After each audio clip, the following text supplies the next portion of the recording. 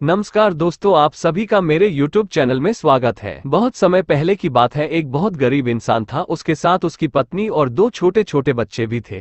उसका अपने परिवार का पालन पोषण करना बहुत कठिन हो गया था। उसका दिमाग काम नहीं करता था और मन भी अशांत रहने लगा। तभी उसने अपना घर छोड़ने का फैसला लिया।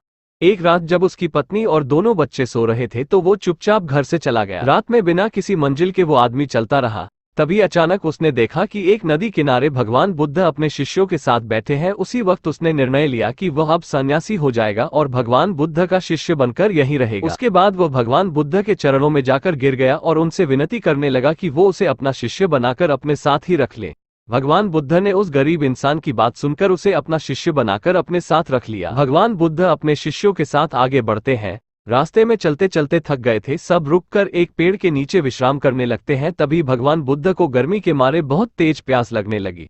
उन्होंने अपने नए शिष्य से कहा, यहाँ पास में ही एक सरोवर है, तुम जाकर वहां से पानी ले आओ। भगवान बुद्ध का आदेश मानकर वो सरोवर से पानी लेने चला गया। जब वो सरोवर के पास पहुंचा तो उसने देखा कि कुछ जंगली जानवर सरोवर में उधम मचा रहे हैं। जैसे ही वो सरोवर के और पास गया, सारे जानवर वहां से भाग जाते हैं, लेकिन सरोवर में कीचड़ सड़े गले पत्ते ऊपर तैर रहे थे, जिसके कारण उसका मन नहीं मान रहा था। उसने सोचा, इतना गंदा पानी भगवान बुद्ध पिएंगे कैसे? फिर वो बिना पानी लिए वापस लौटता है और आकर बुद्ध से बोलता है, भगवान उस सरोवर में तो बहुत ज्यादा गंदा पानी है, वो पीने लायक नहीं है। अपने शिष्य की बात सुनकर भगवान बुद्ध थोड़ी देर चुप होकर बोले, जाओ उसी सरोवर से जाकर पानी लेकर आओ।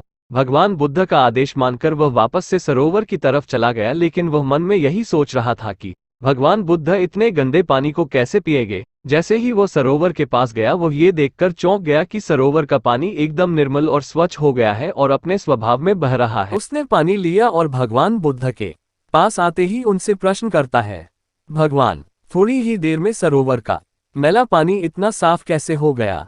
फिर बुद्ध ने उसे समझाते हुए कहा, जब जानवर पानी में उधम मचाए हुए थे तब सरोवर का कीचड़ उभर आया था, लेकिन कुछ देर शांत रहने पर कीचड़ फिर से नीचे बैठ गया और पानी पहले जैसे फिर से निर्मल और स्वच्छ हो गया। हमारे मन की स्थिति भी ऐसी ही होती है। जीवन की कठिनाइयों और भाग दौड़ हमारी मन में उथल पुथल पैदा कर देती है, जिसके कारण हम बिना सोचे समझे गलत निर्णय ले लेते हैं। लेकिन कोई भी निर्णय लेने से पहले अगर हम अपने चित्त को शांत रखें और धैर्यपूर्वक बैठकर सोचें तो हमारे मन की वो उथल पुथल भी पानी की कीचड़ की तरह नीचे बैठ जाती है और तब हम जो भी निर्णय लेते हैं वो हमेशा सही होता है। इसलिए बुरे समय में इंसान को अपना धीरज नहीं खोना चाहिए। भगवान बुद्ध की यह बातें सुनकर उसका दिमाग खुल जाता है और जब वो शांति से बैठकर सोचता है तो उसे अपनी ही गलती नजर आती है। फिर उसे समझ में आता है कि उसने अपना घर छोड़ने का गलत निर्णय लिया था। फिर वो भगवान बुद्ध के चरण स्पर्श करके उनसे आज्ञा लेकर अपने घर की तरफ वापस चला जाता है। यदि आपको वीडियो अच्छी लगे तो वीडियो को लाइक और चैनल को सब्सक्राइब करें।